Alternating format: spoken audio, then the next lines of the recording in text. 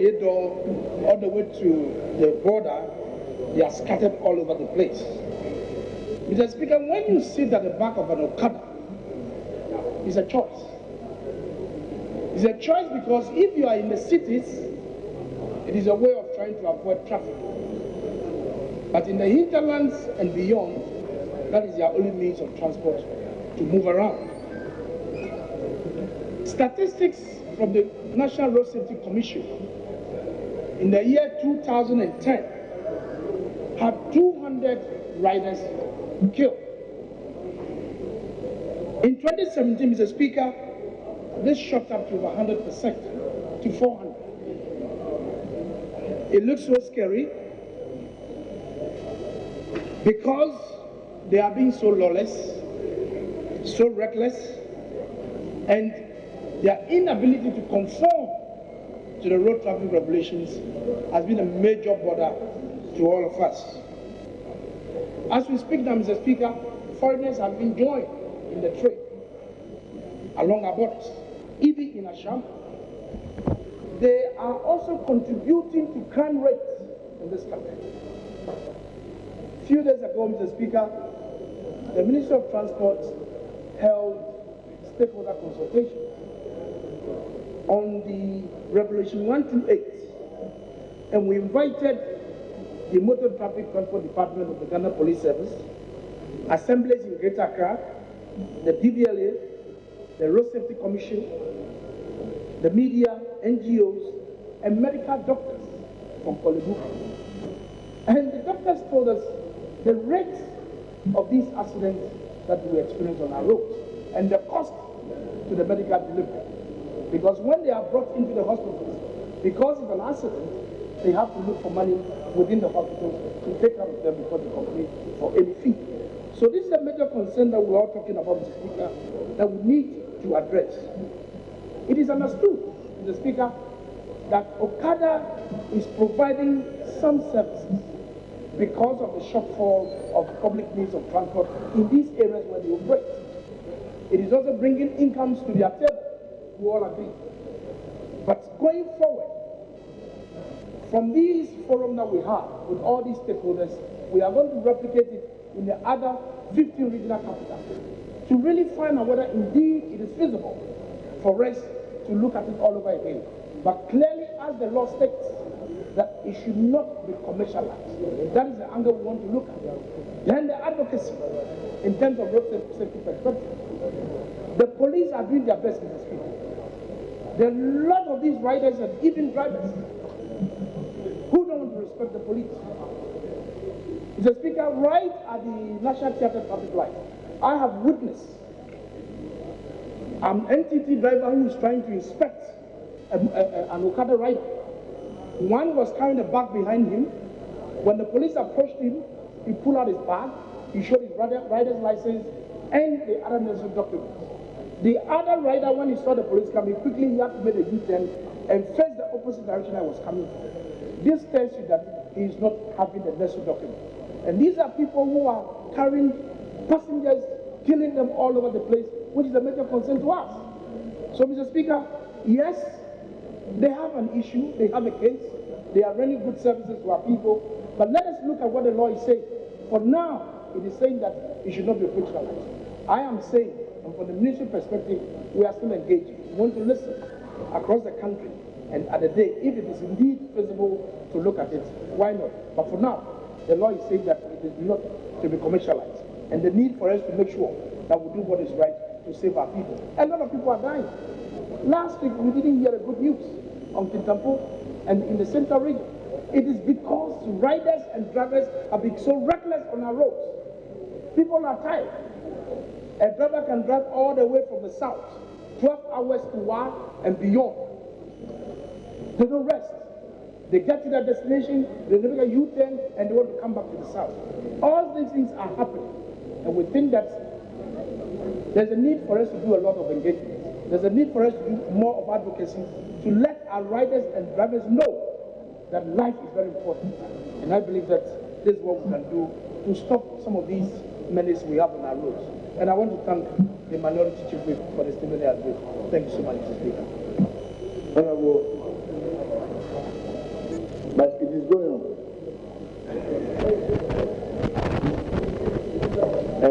not legalize and regulate, rather than to have this all for all situation? Mr. Speaker, that is why we are doing the consultations across the country.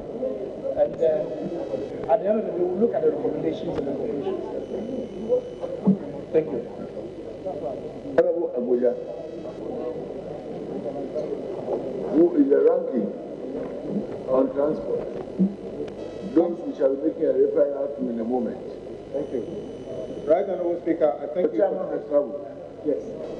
Thank you for the opportunity to contribute to the statements made by Minority Chief Whip on the legalization of Okada or motorcycle as public transport in this country.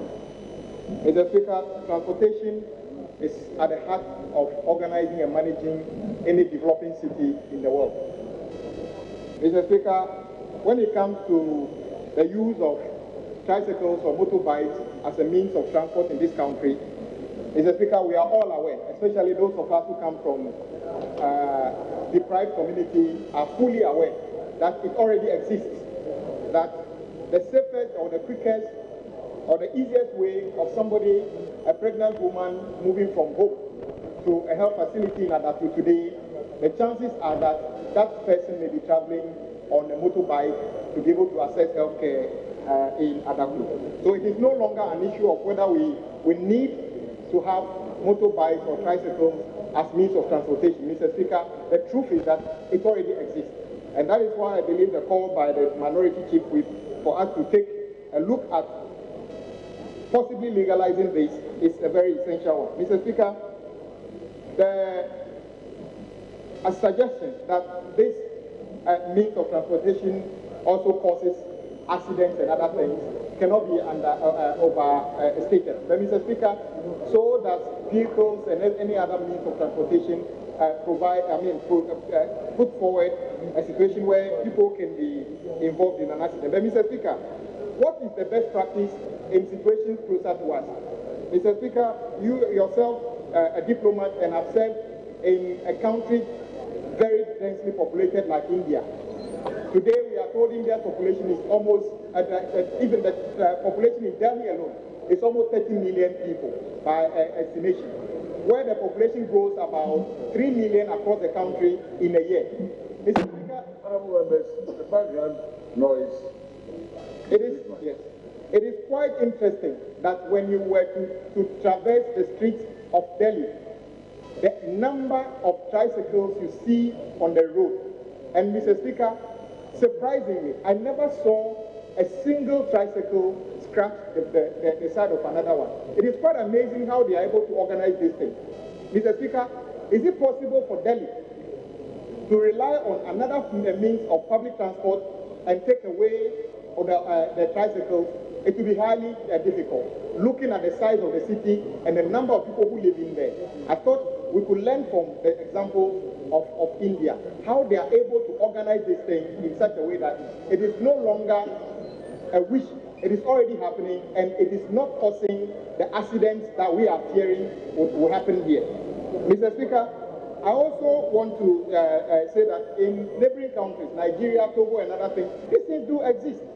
And for us rural MPs or MPs who come from areas that we don't have the luxury of Uber, I don't think you can tell us. I don't even know whether if I were to go and support a bill in this house to ban Okada, whether I will be returning to this house in the next election, because it means that I'm not sensitive to the plight of my people. That is why I'm thinking that this call is a worthy cause that must be considered. Nobody is saying that let's ignore safety, let's ignore crime and other things. This house is capable of crafting a law that will take care of the issue of safety on the road. It's taking care of issue of affordability and everything. Mr. Speaker, for example, I can imagine how many people, as the Chief Whip said, go to work today or earn a living today through the use of tricycles and motorbikes. But Mr. Speaker, because it's illegal, the state is not even able to extract a little bit of revenue from these people. But I'm sure if this is legalized, the state could also benefit from the services they are already offering. And the pregnant lady who is going to use a motorcycle or tricycle in any part of the country today, from home to the hospital, can be confident that he's not going to be stopped along the way by the police and then asking the motor rider or the tricycle operator to leave the motor bike there. Mr. Speaker, I believe what we should do is to encourage government to bring a legislation to this House, and that legislation must take care of safety to address the concerns of people who feel that it would increase the rate of accident. We can develop standards by which they operate, whether wearing helmet or the standard of equipment that they can use. I'm sure this House can craft a legislation to deal with that. When it comes to employment, Mr. Speaker, I can imagine looking on the streets of Delhi, how many people are in gainful employment by the operation of the tricycle.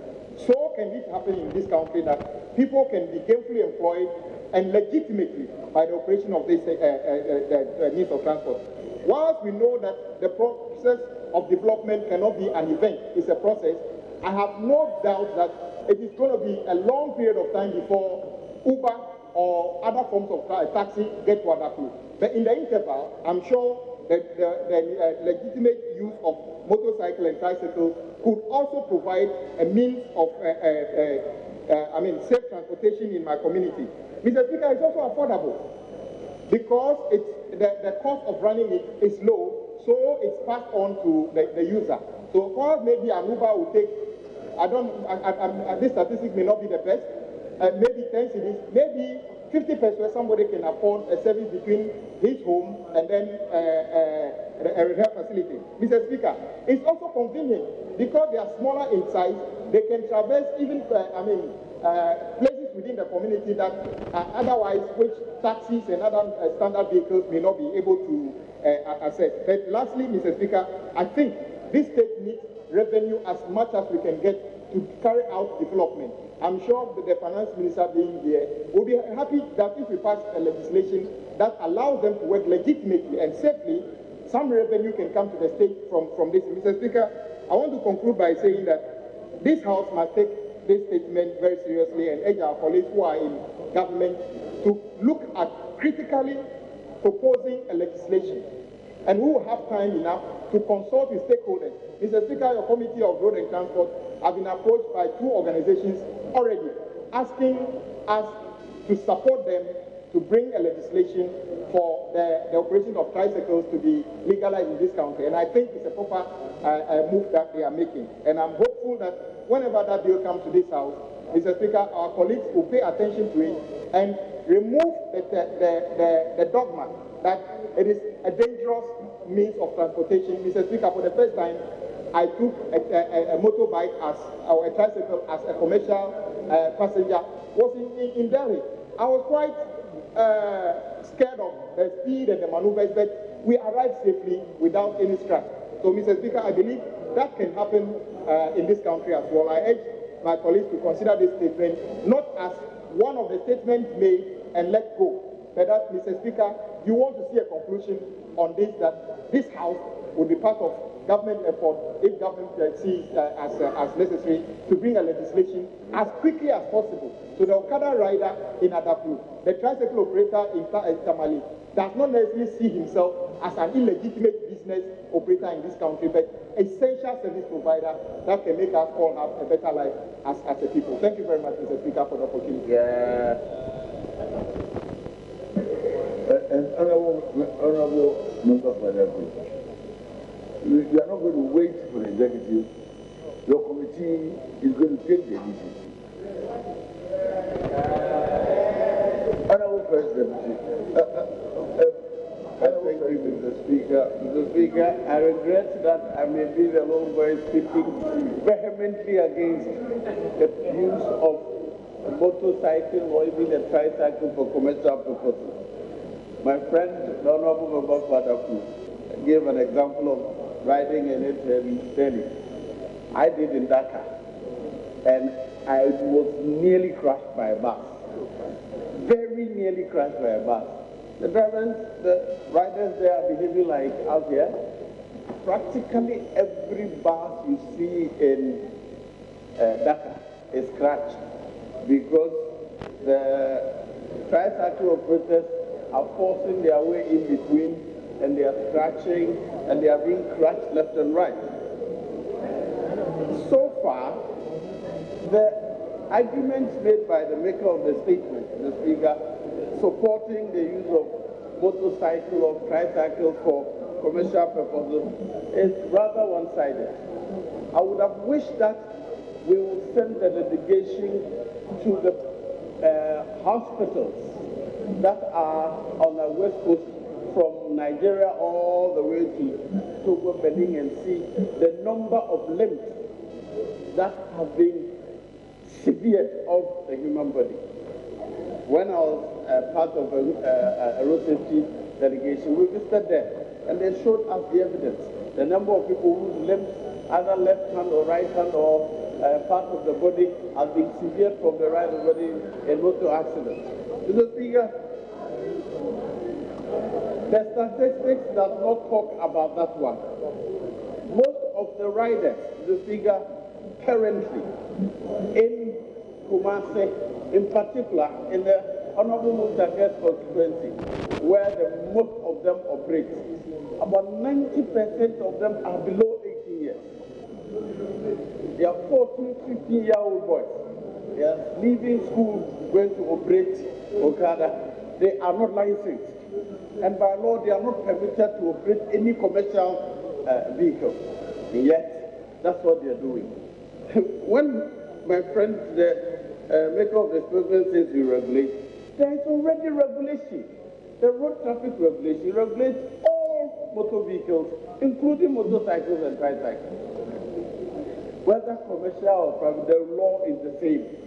How drivers must behave on the road is provided. And 99% of them engage in commercial and do otherwise. They cross the median, they drive against all cycle vehicles like some of us do anyway. They drive in between and they join the traffic and leave it at will. As stated by the Deputy Minister for Transport, the evidence in our own hospitals is also bizarre. The limbs that are lost, the lives that are lost because of the operation of motorcycles and tricycles for commercial purposes. So, Speaker, the word Okada is not known to the law. The law says motorcycles. Motorcycles have not been banned. The law, as stated clearly by my friend, and I'm very proud that I was very active in carving that regulation, was that do not use it for commercial purposes. If you have your own motorcycle and you offer your friend a lift, that's you and your friend. But when you take a fare-paying passenger, you are duty bound to offer that person security. You protect your passenger. But what do we see? One, now they have introduced helmets, fine.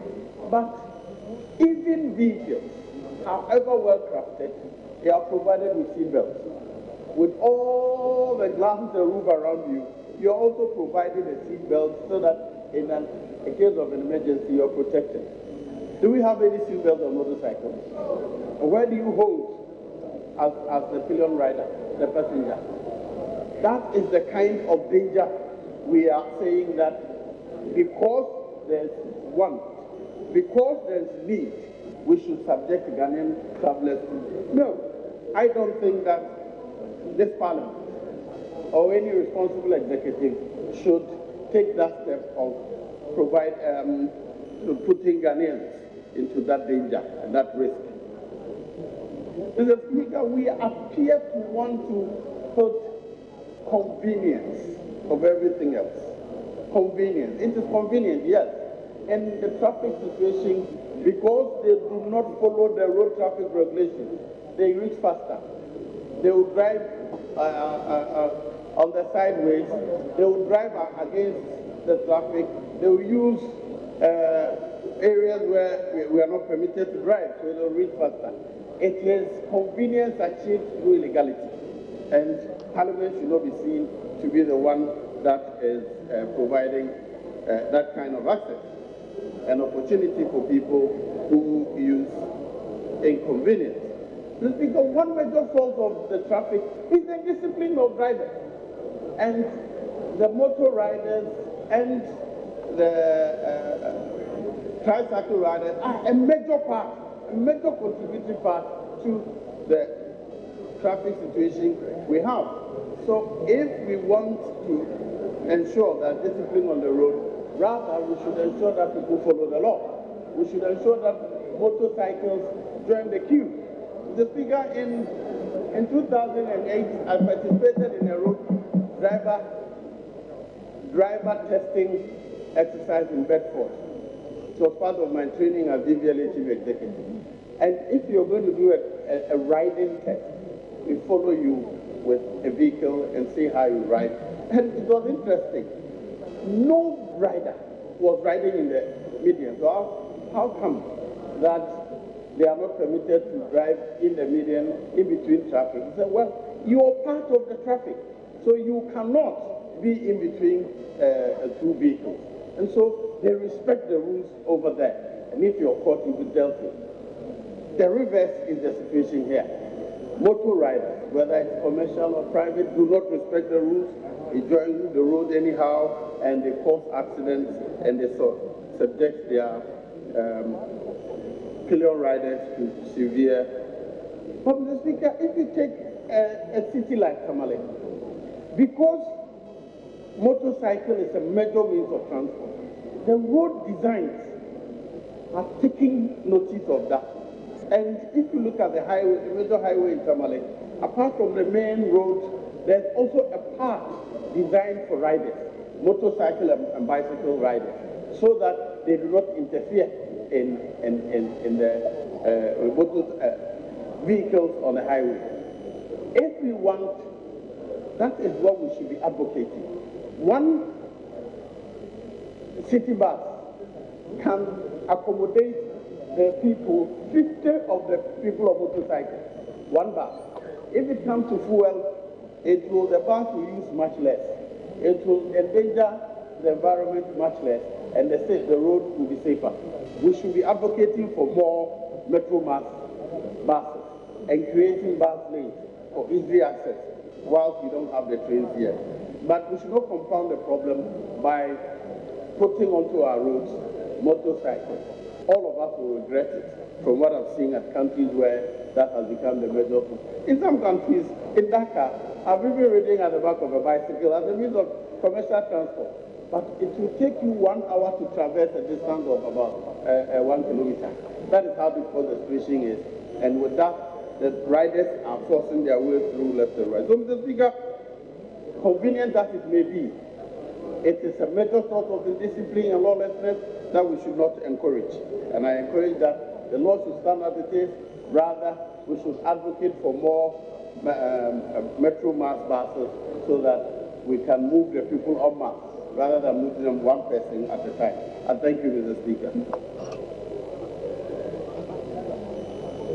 Thank you very much. Thank you very much, Honorable President. Leadership. Honorable Majority Leader. Thank you, Mr. Speaker. We will yield to Honorable Rasmabara. Thank you. Mr. Speaker, I'm very grateful. This is a very exciting conversation, and it couldn't have come at a better time than now, when there is talk about nuisance and indiscipline on our roads. Mr. Speaker, right here in Parliament, if you look at the garbage that we produce in Parliament, the pickup of those garbage are done by tricycles and not vehicles. We bring them here to pick up the garbage from Parliament. But, Mr. Speaker, the point I want to make is that the major problem is an issue of discipline. There's so much indiscipline in the country. There's so much indiscipline on our roads, and people are not adhering. I've looked at the road traffic regulation. Mr. Speaker, beautiful regulation. If you look at it from A to Z, it provides guidelines on how everybody should conduct themselves on our roads. But clearly, we are not adhering to it. And would we argue that because a vehicle has had an accident and so for that matter, we should ban vehicles. We certainly cannot be making those arguments. If we experience a plane crash, are we going to start arguing and debating that air safety is air travel is not safe for the country? I think what we ought to be doing is to enforce the laws, ensure that people are adhering to the laws that we have made. And Mr. Speaker, it is also important that whilst we talk about this, to look at long-term solutions. And one of the things that I would want to agree with the First Deputy Speaker is the issue of tracks for cycles and motorcycles. We've done it beautifully in the northern region. But even in the northern region, in Tamale especially, people are violating those same tracks that we have put out. People are not using them, and they end up using tracks or lanes that are made for vehicles. So the major problem isn't an issue about the usefulness or otherwise of tricycles. The major problem is the indiscipline on our roads. And Mr. Speaker, speaking of long-term solutions, probably we should start looking at monorail or some other forms of transport that would make it easier for people to commute from various parts of our cities to the city centers for work. If we really believe that tricycles and cycles are a nuisance, then in the long term, that is what we should be looking at. Monorail that would complement what we already have, the existing roads that we already have, so that people can, use rail transport for their use. But I really believe that the problem is the lack of enforcement of relevant laws and regulations in the country, and then also, even with the presence of the laws, we need to do a lot of public education. More often, when we pass the laws, Mr. Speaker, hardly do you hear some education on radio, on TV, about what those laws actually mean for the citizenry and how we should be applying the laws. So I think that the various ministries and departments who bring regulations for passage in Parliament should go beyond just bringing laws for us to pass, and to make it a point that when these relevant laws are passed, they would embark on public education in various languages, so that people would understand exactly what these laws are and their impact on our society. The Speaker, finally, India, you've been there for many years as our ambassador, is chaotic. And if you're going to look at the chaotic nature of motorcycle use in India, you might think it wouldn't be useful in our setting. Take, for instance, Netherlands. When you go to the Netherlands, bicycles are everywhere, but they adhere to traffic regulation. And that's exactly what we need to be doing as a country, instead of seeking to criminalize the use of motorcycles, which clearly is useful in many settings. In many parts of my constituency, Mr. Speaker, the people can't do away with it. If you take communities like Singa, Mane, Tolbu, and Bali, they are cut-off communities. The Black Volta passes through. And there are no major roads to those parts of the constituency. So their only access to other parts of the constituency in Kumbungu is through bicycles, motorbikes, and tricycles. And I believe if we enforce the laws and go on an exercise of public education, it will help all of us. Mr. Speaker, with these few words, I want to thank you very much for your kindness. Thank you. Thank you very much, Honorable Majority Leadership. Speaker, thank you very much. Speaker, this is a very important statement that has been made by the Majority Chief Whip. I believe that we should prune it of sentiment and be very objective about this debate or analysis. The Speaker, Okada is just a an acronym for a motorized bicycle. We have been told that in 2010, here in Ghana, 200 drivers died. In 2017, 400 drivers died. The Speaker, in an accident, when a driver dies, he doesn't die alone. Whenever a driver dies, at least 2 other passengers die with the driver. What should suggest to us that when 400 drivers die in 2017, at least 800, 1,000 users have died. How many vehicles, such vehicles do you have in the system? So if in 1 year they cause the death of about 1,000 people, we should be concerned and not merely resort to the argument of convenience. Mr. Speaker,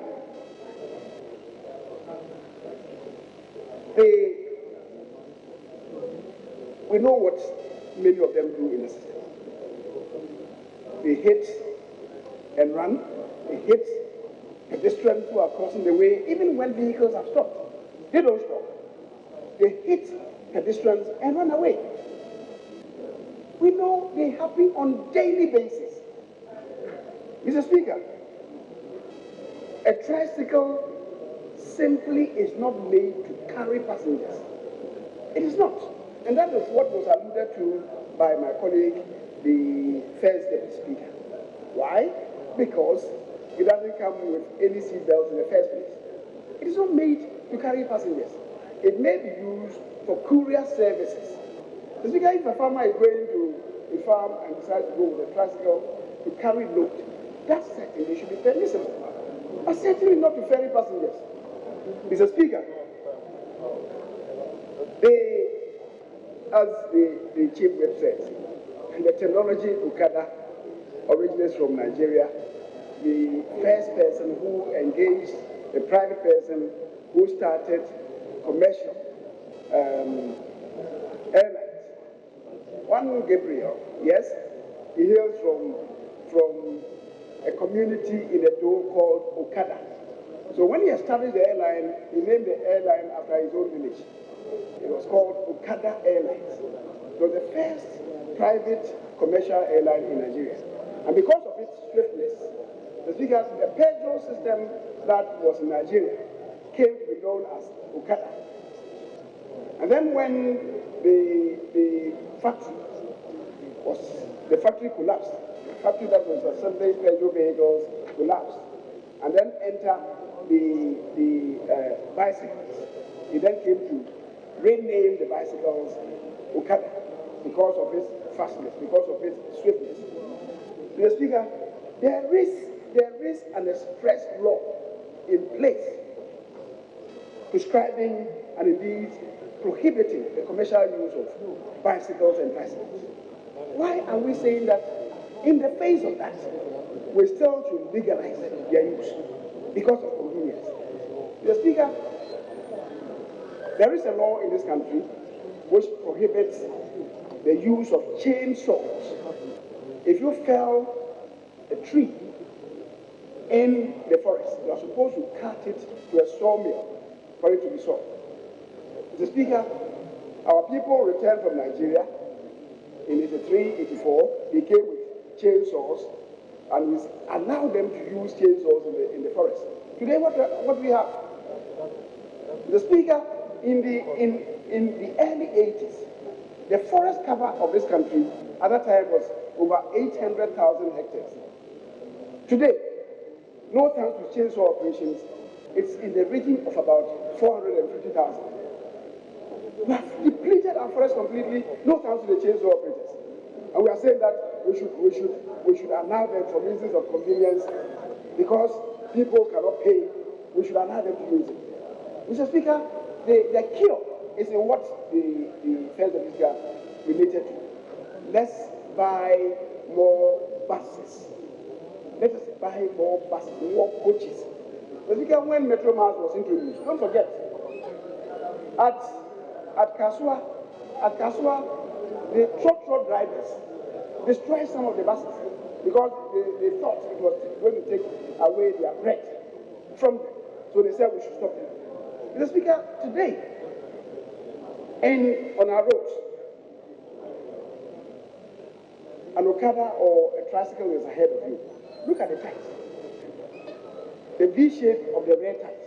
It tells you that the people in it are exposed to danger. Many of them, they are speeding and one of the wheels is off, imperiling the lives of people on a daily basis. Mr. Speaker, just late last year, a vehicle was taking my kids to school, and a motorcycle drove into it, destroyed the driving mirror, and ran away. It's a daily occurrence in the city. Why should we entertain such a system in the country? Mr. Speaker, in every country, when we talk about improvement in living standards, today people are using maybe small vehicles. We expect them to grow and maybe be able to afford saloon vehicles. This is a relapse into history.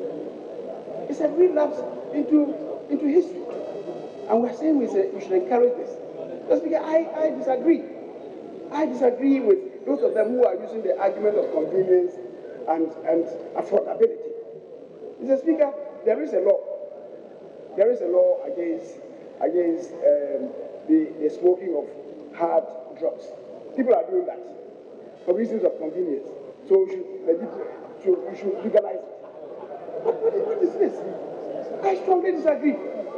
I strongly disagree with this theory of convenience. Mr. Speaker, the constant breakdown of these vehicles, of these tricycles in our roads, after 1 year, they start belching out smoke. And my colleague, the Honorable Rasmubra, was talking about the fact that they are being used to cart refuse. Mr. Speaker, look at the roadsides. Today, the motorway, look at the motorway. The refuse that have been deposited at the roadsides.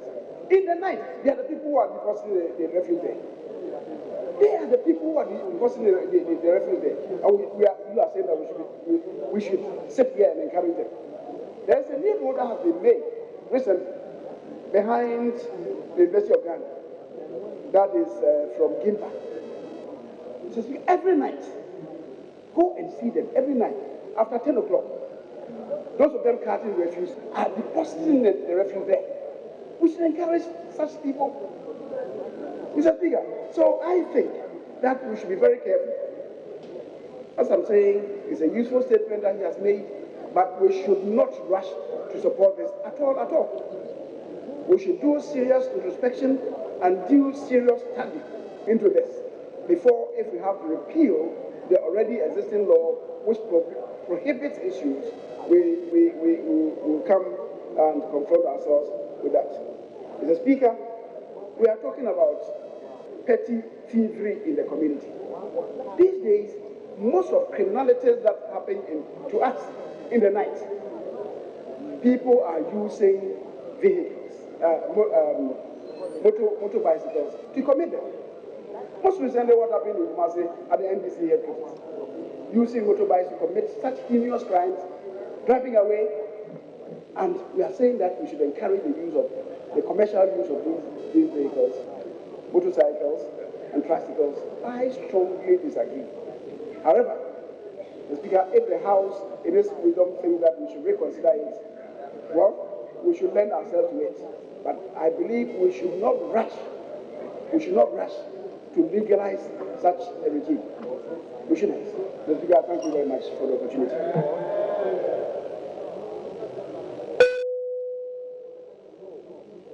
The statement is referred to the Committee on Transport and Roads for further consideration on all fours. I report to this Honorable House.